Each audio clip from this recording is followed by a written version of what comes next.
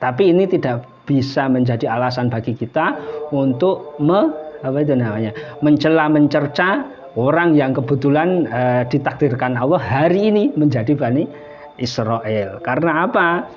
Karena tidak setiap celaan Allah Subhanahu wa taala terhadap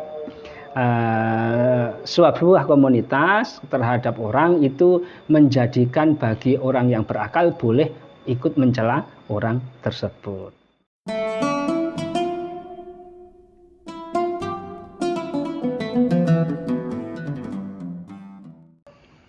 Assalamualaikum warahmatullahi wabarakatuh. Al-Fatihah. A'udzu billahi minasyaitonir rajim. Bismillahirrahmanirrahim. Alhamdulillahirabbil alamin arrahmanir rahim maliki yaumiddin. Iyyaka na'budu wa iyyaka nasta'in ihdinas siratal mustaqim. Shiratal ladzina an'amta 'alaihim ghairil maghdubi 'alaihim waladdallin. Rabbighfirli wa liwalidayya wa lil mu'minina amin.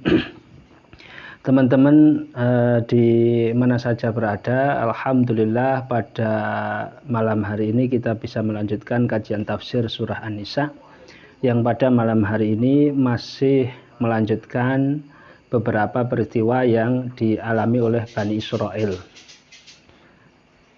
Khusus dalam ayat 154 ini surah An-Nisa, ini ada 3 peristiwa penting yang dialami oleh Bani Israel dalam sepanjang mereka hidup bersama para nabinya. Di mana Allah Subhanahu wa taala berfirman, A'udzubillahi minasyaitonir rajim. Bismillahirrahmanirrahim. Wa rafa'na fawqahum at-tura bimitsaqihim wa qulna lahum udkhulul baba sujadan wa qulna lahum la ta'du fis sabti wa akhadna minhum mitsaqan ghalidha. Yang secara sederhana bisa kita maknai ayat ini, wa rafa'na fawqahum at-tura bimitsaqihim, dan kami angkat pegunungan bimitsaqihim, sebab mengambil janji Bani Israel untuk menerima Taurat. Wa qulna lahum udkhulul baba sujada, dan kami katakan kepada mereka melalui lisannya Nabi Yusha bin Nun,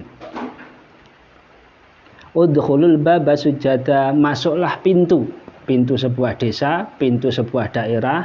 Ada yang mengatakan Baitul Muqaddas, ada yang mengatakan Jericho atau Ariho, salah satu tempat ya di sekitar Palestina sana. Wa qulna lahum la ta'du fis sabti, dan kami katakan kepada mereka la ta'du fis sabti, janganlah melewati batas untuk mencari ikan di hari Sabtu. Wa akhadna minhum mitsaqan ghalidha, dan kami telah mengambil janji dari Bani Israel dengan perjanjian yang sangat berat, di mana mereka banyak mengingkari janjinya.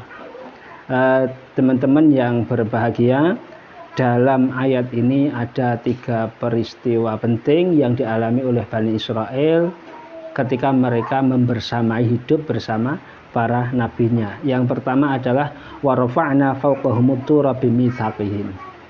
Peristiwa ketika Allah Subhanahu wa taala mengangkat sebuah gunung atau pegunungan, diangkat untuk ditimpakan kepada Bani Israel secara fisik karena mereka tidak mau menerima Taurat. Nah, ini lebih lengkapnya untuk bagian ayat ini disampaikan secara lebih lengkap dalam surat Al-Baqarah ayat 63. Wa idz akhadna mitsaqakum wa rafa'na fawqakum ad-dura khudhu ma atayna biquwwatin wadhkuru ma fihi la'allakum tattaqun. Dan ingatlah Muhammad ketika kami mengambil janji terhadap kalian, wa rafa'na fawqakum ad-dur, dan kami angkat gunung Tur, khudhu ma ataina biquwwah, maka ambillah apa yang kami berikan kepadamu, datangkan kepadamu, biquwwatin, dengan kuat, maksudnya ya dengan sungguh-sungguh, wadhkuru ma fihi la'allakum tattaqun, dan ingatlah apa yang ada di dalamnya dengan mengamalkan Taurat, la'allakum tattaqun. Nah, coba kita cek bagaimana penafsirannya ayat tersebut. Al-Baqarah 63, surat Al-Baqarah 63. Nah, dalam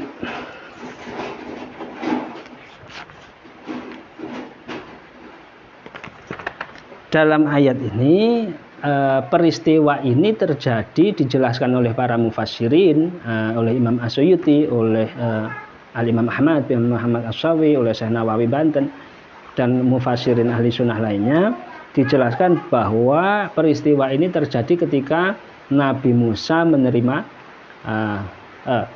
Nabi Musa menerima wahyu Taurat selama 40 hari, dipanggil oleh Allah Subhanahu wa taala pulang menerima wahyu berupa Taurat. Nah, menerima wahyu berupa Taurat itu kemudian disampaikan kepada umatnya, ternyata tidak banyak yang menolak, nggak mau.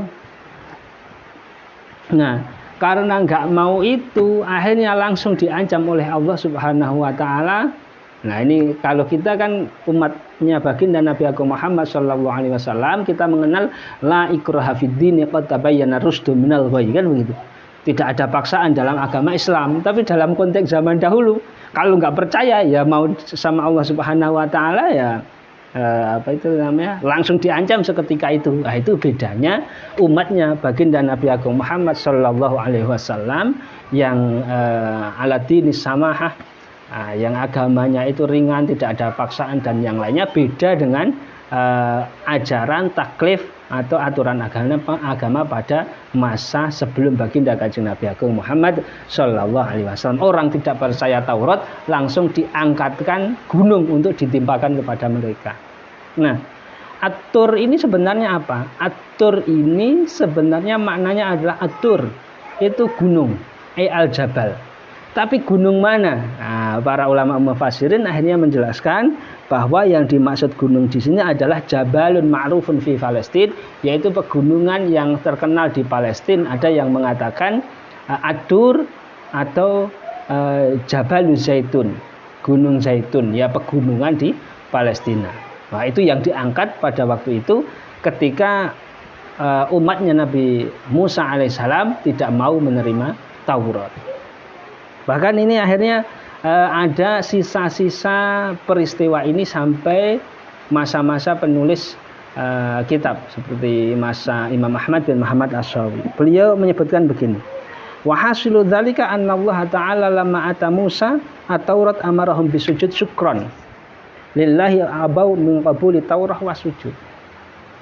Bahwa dulu itu ketika Allah mewahyukan Taurat kepada Musa, Musa menyampaikan kepada umatnya, mereka kemudian disuruh sujud untuk bersyukur kepada Allah karena mendapatkan pedoman hidup berupa Taurat. Ternyata mereka tidak mau menerima Taurat dan tidak mau menerima untuk sujud sebagai syukur atas anugerah tersebut. Farafa'allahu jabalatur fawqa ru'usihim ka'annahu sahabatun qadra qamatihim wa kana 'ala qadarihim. Kemudian Allah Subhanahu wa taala mengangkat gunung itu di atas kepala mereka, sangat dekat sekali, seolah seperti mendung yang ada di kepala mereka. Fasajadu 'ala nisfil jabah al-aisar. Kemudian mereka saking takutnya tertimpa gunung itu, akhirnya mereka sujud, tapi mata mereka sambil melihat. Jadi sujud dengan sujud dengan kepala bagian kirinya. Nah, begitu akhirnya. Jadi sujud, tapi kalau umat Islam kan sujudnya tengah kan gitu ya. Pas kepala bagian tengahnya, jidat tengahnya, ini jidat kirinya sambil melihat, nginceng gitulah. Nginceng khawatir kejatuhan atur atau gunung yang mau ditimpakan kepada mereka itu. Fasara dzalika fihim ilal an. Maka cara sujud semacam itu berlaku bagi mereka sampai sekarang. Semalam marfa'anhum abab. Nah, itu ada sisa-sisa peristiwa ketika Bani Israel tidak mau menerima Taurat. Kemudian akhirnya mereka sujudnya sampai sekarang itu sujudnya pakai jidat sebelah kiri. Itu karena warfa'na fawqahum turra bimitsaqihim, dan kami angkat di atas mereka gunung bimitsaqihim, sebab untuk mengambil janji terhadap mereka agar mereka mau melaksanakan isi-isi Taurat halal haram, yang hak yang batil yang sudah dijelaskan dalam At-Taurat. Ini pada masa Nabi Musa. Kemudian yang kedua, waqulna lahum, waqulna lahum udkhulul baba sujada, dan kami katakan kepada mereka melalui lisan Nabi kita, yaitu Nabi, ada yang mengatakan Nabi Musa, ada yang mengatakan Nabi Yusha bin Nun, Nabi yang dilantik setelah sepeninggalnya Nabi Harun, Nabi Musa. Udkhulul baba sujada, masuklah kalian ke pintu sujada, dengan sujud. Masuklah kalian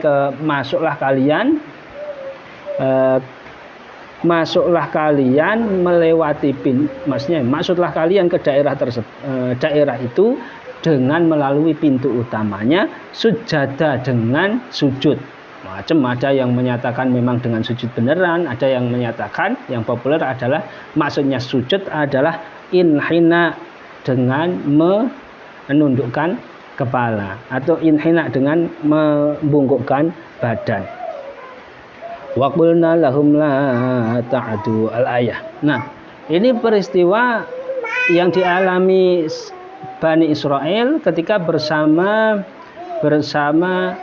Nabi Musa, Nabi Harun, dan Nabi yang akhirnya dilanjutkan oleh Nabi Yusha. Ini bisa disimak kisah ini secara lebih lengkap dalam Al-Maidah ayat 21 dan seterusnya.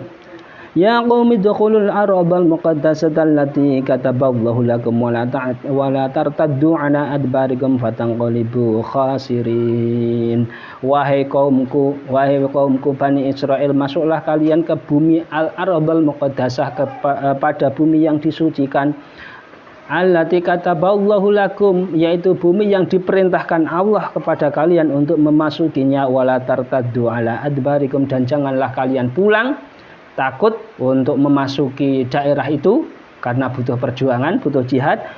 Fatanqalibu khasirin, maka kalian pulang menjadi orang-orang yang rugi. Al-Maidah ayat 101. 101.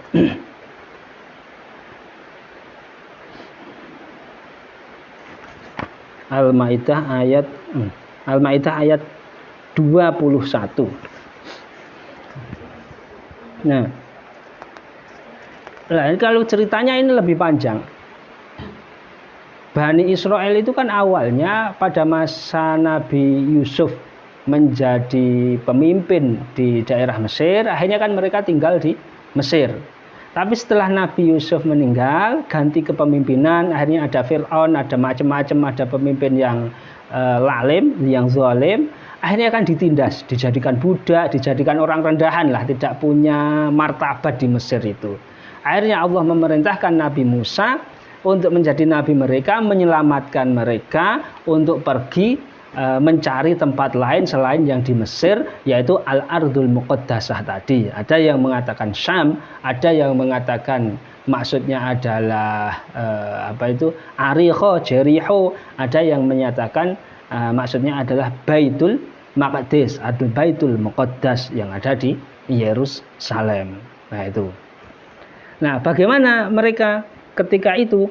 Ketika itu diperintahkan oleh Nabi Musa bersumber dari wahyu Allah Subhanahu wa taala, mereka disuruh keluar dari Mesir dan jangan sampai balik. Pokoknya kondisi apapun jangan balik ke Mesir. Kalau ke Mesir kalian tidak akan mempunyai nasib yang cerah lagi. Kalian akan tetap dijajah, dihinakan di Mesir. Apa jawaban mereka? Qalu ya Musa inna fiha qauman jabbarin wa inna lan nadkhulaha hatta yakhruju minha fa in yakhruju minha fa inna dakhilun. Setelah itu mereka kan keluar, Exodus. Exodus keluar dari Mesir dipimpin oleh Nabi Musa. Akhirnya mencari-cari, Nabi Musa akhirnya mengutus 12 orang untuk mencari daerah tersebut. Dalam perjalanan ada yang bersama Nabi Musa, ada yang mendahului mencari daerah tersebut. Akhirnya ketemu Setelah ketemu, lah ini dari 12 orang utusannya Nabi Musa untuk memasuki daerah yang dimaksud Al-Ardul Muqaddasah tadi, ada 10 orang yang akhirnya membocorkan informasi sebenarnya, ada 2 orang yang menyimpannya. Karena ternyata penduduknya Al-Ardul Muqaddasah pada waktu itu masih ada orang-orang Baqoya'at Tiwalan Dziquwah, yaitu orang-orang keturunan kaum Ad yang tinggi-tinggi, besar-besar, yang menakutkan.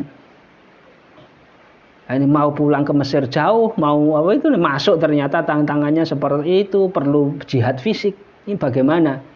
Akhirnya yang 10 orang menyampaikan kondisi itu kepada masyarakat secara terbuka, menyampaikan hasil penyelidikannya. Kemudian yang 2 orang, Yusha bin Nun, Yusha yang nanti kemudian menjadi nabi, keponakannya Nabi Musa. Kemudian ada Kalib atau Kalab, temannya. Nah, ini yang tidak ya menyimpan rapat-rapat. Nah, tapi karena memang sudah ada yang menyampaikan di tengah masyarakat kaumnya Nabi Musa bahwa situasi daerah yang dituju itu sangat berbahaya, maka mereka nggak mau disuruh sama Nabi Musa, disuruh berjihad untuk masuk melawan orang itu, nggak mau. Wa inna lan nadkhulaha hatta yakhruju minha fa in yakhruju minha fa inna dakhilun. Ya kalau mereka sudah keluar dari daerah itu, kita mau. Qala rajulani minal ladzina yakhafuna an'ama Allahu 'alaihima udkhulu 'alaihimul baba fa idza dakhaltumuhu fa innakum ghalibun wa 'alallahi fatawakkalu in kuntum mu'minin. Nah, ini yang tadi 2 orang tadi. Qala rajulani minal ladzina yakhafuna ay mukhalafata amrillah wa huwa Yusha wa Kalib minan nuqaba alladzi ba'atha Musa fi kaswi ahwalil jababirah an amallahu alaihima. Kemudian ada 2 orang laki-laki yang mempunyai rasa takut untuk menentang perintah Allah, untuk menentang perintah Nabi Allah Nabi Musa pada waktu itu, yang telah Allah beri kenikmatan untuk menjaga keimanan mereka. Udkhulu alaihimul bab, maka masuklah kalian melewati pintu utamanya daerah tersebut. Bisa daerah umpamanya kita katakan Ariho ya Ariho, Jeriho, atau kita katakan Baitul Muqaddas ya. Masuklah Baitul Muqaddas melalui pintu utamanya. Fa idza dakhaltumuhu fa innakum ghalibun. Kalau kalian masuk melewati pintu utamanya, maka kalian akan menang. Wa 'alallahi fatawakkalu in kuntum mu'minin. Ya meskipun ngeri, bertawakallah hanya kepada Allah lah kalian bertawakal jika kalian memang beriman. Tapi mereka tetap tidak mau. Qalu ya Musa inna lan nadkhulaha abadan ma damu fiha fadhhab anta wa rabbuka faqatila inna hahuna qa'idun. Mereka jawab, wahai Musa, sungguh kami tidak akan masuk ke tempat itu selamanya selama mereka masih di sana. Maka pergilah kamu bersama Tuhanmu untuk masuk. Inna hahuna qa'idun. Saya tunggu di sini. Saya tunggu di sini. Ayo, kalau memang diperintah untuk masuk, ya silahkan kamu Musa dengan Tuhanmu. Nah, ini ada yang memaknai dengan Tuhanmu ya dengan Tuhan mereka, dengan benar-benar dengan Allah Subhanahu wa taala, karena mereka mempunyai pemahaman tajsim, yaitu memfisikan Allah Subhanahu wa taala. Akan tapi ada yang memaknai Rabbuha itu maksudnya adalah bersama Harun. Masuklah kamu bersama Harun, Rabbuka, orang yang merawat dirimu, karena Nabi Harun lebih tua 1 tahun dari Nabi Musa. Nah, kemudian Nabi Musa berkata, qala rabbi innila amliku illa nafsi wa akhi fafruq bainana wa bainal qaumil fasiqin. Nabi Musa berkata, ya Allah, wahai Tuhanku, sungguh aku tidak mempunyai kekuasaan kecuali atas diriku dan saudaraku. Fafruq bainana wa bainal qaumil fasiqin. Maka pisahlah hukum antara kami dan orang-orang fasik yang tidak mau. Qala fa innaha muharramatun alaihim arba'ina sanatan yatihuna fil arabi fala ta'sa 'alal qaumil fasiqin. Ini jawaban Allah Subhanahu wa taala. Karena mereka disuruh untuk berjuang masuk ke Ardul Muqaddasah ini tidak mau, Bani Israel itu tidak mau. Justru menyuruh Nabi Musa sama Nabi Harun saja yang masuk, ya bersama orang-orang yang setujulah tapi sangat sedikit. Maka Allah membalas, memberikan balasan seketika itu juga, fa innaha muharramatun alaihim arba'ina sanah yatihuna fil arabi. Maka al-ardul muqaddasah, bumi yang disucikan itu justru diharamkan bagi Bani Israel selama 40 tahun. Akhirnya selama 40 tahun itu, padahal sudah ada 12 orang yang pernah ke sana dari umatnya Nabi Musa sebagai apa itu namanya? Sebagai utusan orang-orang pintar yang disuruh menyelidiki, tapi ternyata setelah itu mereka tidak mau berjuang masuk ke daerah itu karena ada sisa-sisa kaum Ad. Justru Allah buat mereka bingung, mereka tidak bisa masuk ke Ardul Muqaddasah, bumi yang disucikan itu selama 40 tahun. Diriwayatkan dalam beberapa riwayat, mereka kalau malam berjalan, setelah pagi ketemu balik ke tempat awal mula dia berjalan itu. Siang juga begitu, mereka berjalan menempuh lama, balik lagi ke tempat awalnya lagi. Kan kayak kita yang misteri-misteri itu kan, mistis-mistis ya. Masuk ke hutan tidak bisa balik kecuali tidak bisa keluar, akhirnya balik lagi ke tempat semula dia setarnya. Nah, ini ternyata pernah terjadi sebagai peringatan dari Allah Subhanahu wa taala bagi pelajaran bagi Bani Israel.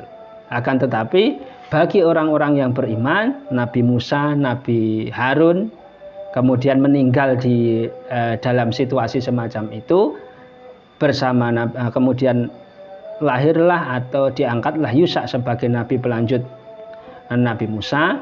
Itu bagi mereka meskipun 40 tahun itu kebingungan, tapi itu adalah sebuah kenikmatan tersendiri karena menjadikan mereka semakin nyata bahwa mereka itu adalah utusan dari Allah Subhanahu wa taala. Sebagaimana kisah-kisah Nabi Ibrahim dimasukkan ke api gitu aja. Atau kisah-kisah yang lain kayaknya itu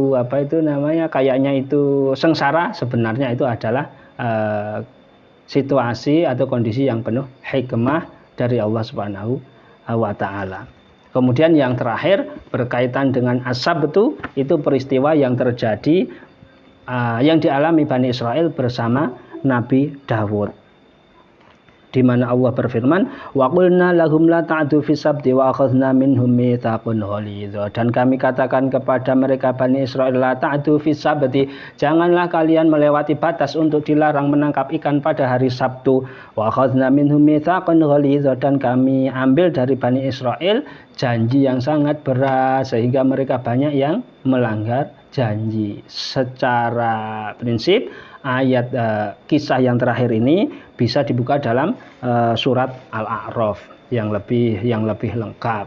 Ya, secara prinsip Bani Israel pada masa Nabi Dawud ini diperintah, diuji oleh Allah Subhanahu wa taala untuk tidak mencari ikan, menangkap ikan di lautan, di pantai pada hari Sabtu. Padahal adanya ikan itu yang rame, yang banyak ikannya hari Sabtu.